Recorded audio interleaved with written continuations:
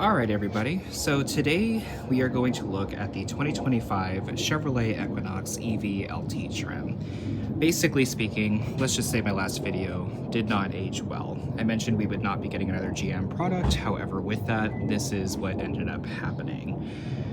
Long story short, with that the tax credit was coming to an end, the Bolt was a little too upside down in terms of wanting to keep it, just because with that, who knows what the next 4 years would have basically shown up on in that car, considering we were already starting to have some slight issues here and there with like tire pressure sensors, etc. And also with that, the reduction gear temperature sensor was a big issue that we had the first summer we purchased it. So with that, let's take a look at this one. So we got this one about 3 weeks ago. It already has almost 1,100 miles. One other reason why we did get it was because this vehicle was going to have to travel so far. My spouse did get another job, which does require a basically 30 to 40 mile commute every single day. So with that, the Bolt would have been able to handle it, but it wasn't very comfortable. So that is something that we needed to consider when purchasing another car, was either going a plug-in hybrid or going full electric again, which was probably the better option due to maintenance costs. But here we are. So let's take a look at it. So for one, the BMW is great. The center bearing was replaced on the drive shaft, and actually now it runs great. Drives great as well. So we'll do a video on that one a little bit later. So the Equinox EV is actually pretty nice. I'm not gonna lie, it wasn't something that would have been my first choice, but considering where the Blazer met on this one with the price, it was actually cheaper, and with that we got more in the Equinox EV versus the Blazer. Now, some complaints I have right off the bat: it rides nice to a degree, but you feel when it hits something. And this is primarily when you're going through undulations, like into driveways and such, the wheels bounce. And that is because every manufacturer, for some apparent reason, is wanting to move towards low profile tires, even on electric vehicles. And since they are so heavy, you need something to absorb the impact, and you're just not getting that with these small sidewalls and larger wheels. It is a 6-lug wheel, which Chevy has been doing. I mean, with that, the electrician came out today, and I think his was like that's 8 or 9 lug or 8 lug or whatever for his truck. So they use a lot of lugs, and you know, with that, I understand that they do that. It is a 6-lug pattern, and with that, the vehicle is pretty heavy, but it sucks that you have to rely a lot on the suspension versus the actual tires absorbing some of the hit. I can potentially see that happening later on, where you have to replace a shock strut, something along that sort early, because with that, these tires are not able to handle the absorption of impact on the road. The other thing to consider is that we're so worried about range now, but these manufacturers are not understanding that if you make just a smaller wheel with a slightly bigger tire diameter, this would really help the efficiency of the vehicle. You can easily achieve over the 319 mile max range that these front wheel drive models have.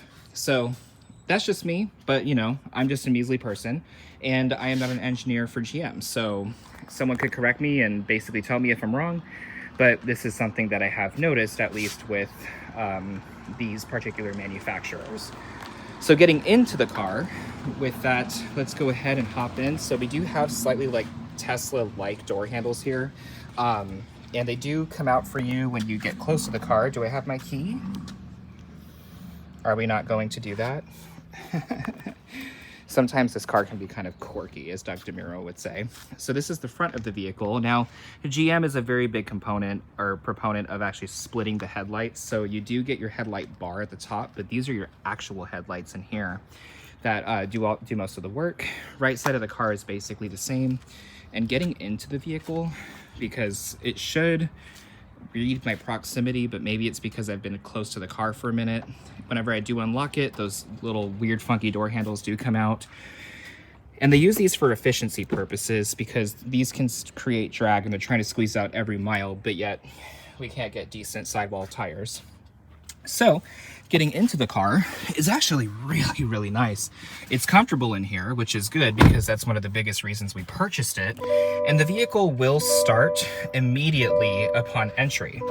Now, there's a lot of screens, and basically with that, it's every like Gen Z's happy place, because there are so many screens, and that's what we all grew up with. I'm a millennial, but like Gen Z isn't too far behind me.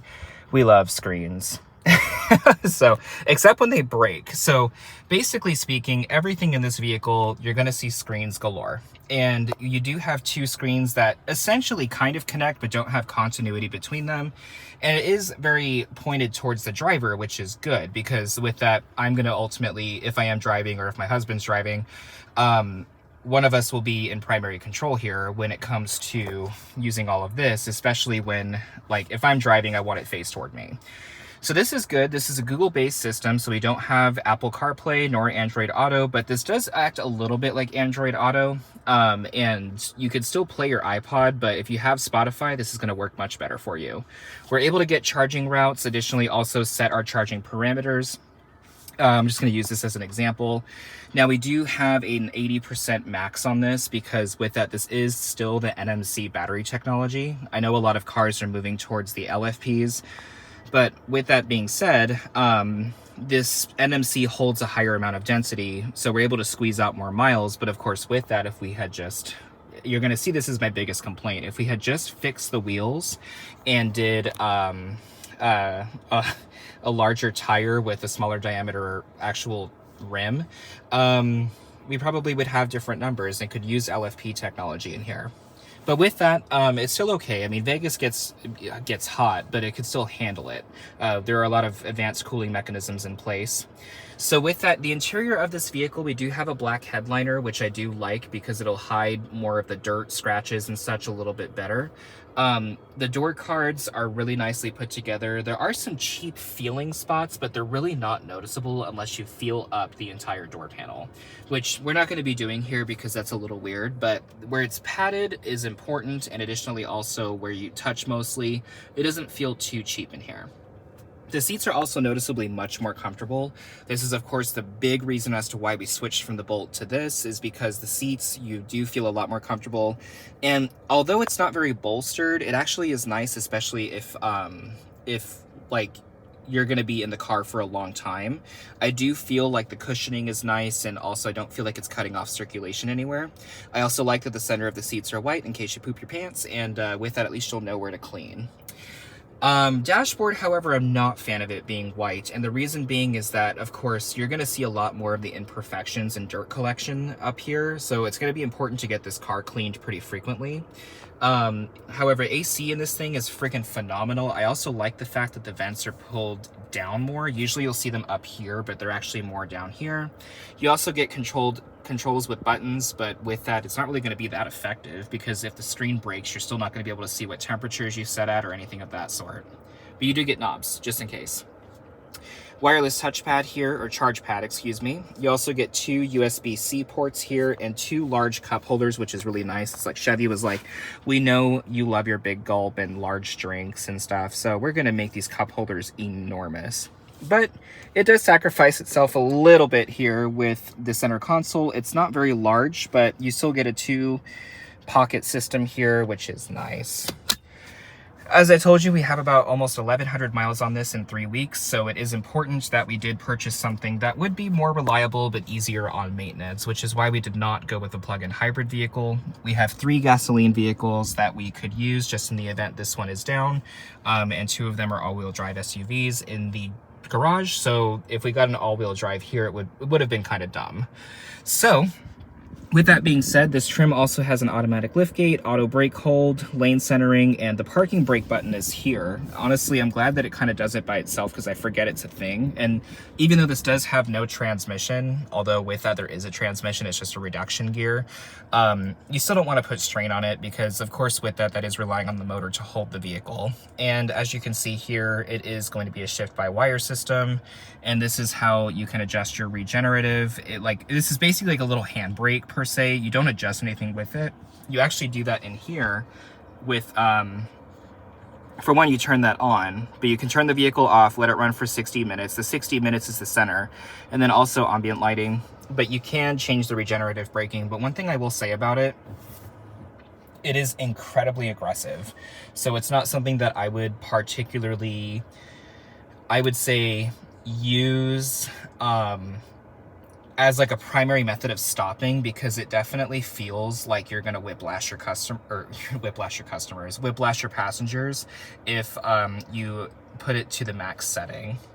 Now, this trim does have the heated and ventilated seats in the front, and in the back, it's gonna turn off on me probably, but I'll unlock the doors just in case, which we do have memory seating here.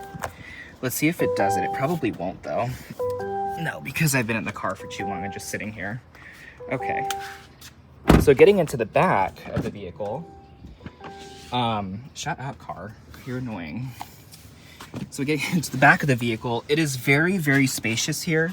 You know, you don't have a drive shaft or anything, even in the all-wheel drive models. So this is kind of nice because it's able to flatten the center seat. Now, I noticed here, this can seat 5. But you're realistically going to want to only seat 4. Like, someone's going to have a really small butt here. So maybe like a small child or something. But you get 2 larger seats in the back that are still plenty comfortable. Whoops. And they also are heated. And you do get 2 USB-C ports back here along with lovely AC. I do want to take this shot from the back because, as you can see, there is a large hole in the roof. And so with that, you can, you have a moon roof, and then you can also put the front of it back. But I mean, the interior is not bad looking. One thing I did just notice here, and I think my husband was trying to mention to me, where the ambient lighting is, because you can set those features to be like green or purple, which are the 2 main colors that we use, it's blue. I didn't realize that either.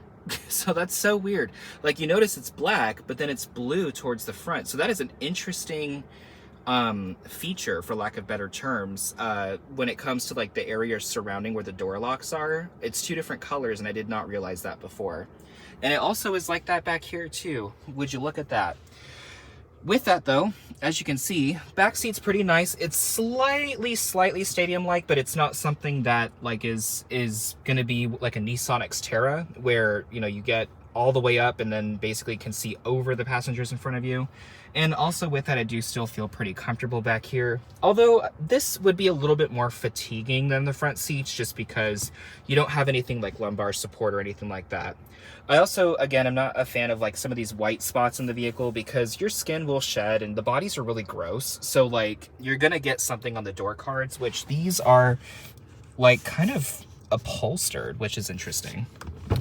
All right, let's get out of here. Big door too, big door. All right, comfortable getting in and out though, I'm not gonna lie.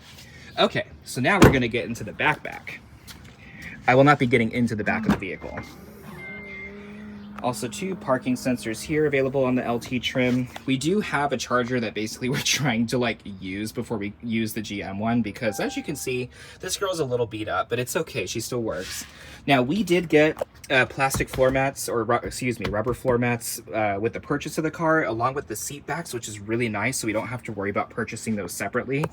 Had to do that on the Mazda, and then I had to do it halfway on the Subaru with the seat backs. But you do get a pretty decent amount of storage. This does pop up to show that, you know, we have the Ultium charger in there, plus the Tesla adapter. And, you know, we have a little configurations here for things that are not a spare tire, which I know that they're not putting in there because they got to maximize range. But with that, this is the 2025 Chevrolet Equinox EV. I think we're calling him Einstein right now. Might change. But the Bolt is gone, and with that, I'm not really too mad about it. So yeah, guys, we'll get some driving videos on this, but I just wanted to give you a little bit of an overview. And if you have any questions or concerns, feel free to hit me up. Have a good one.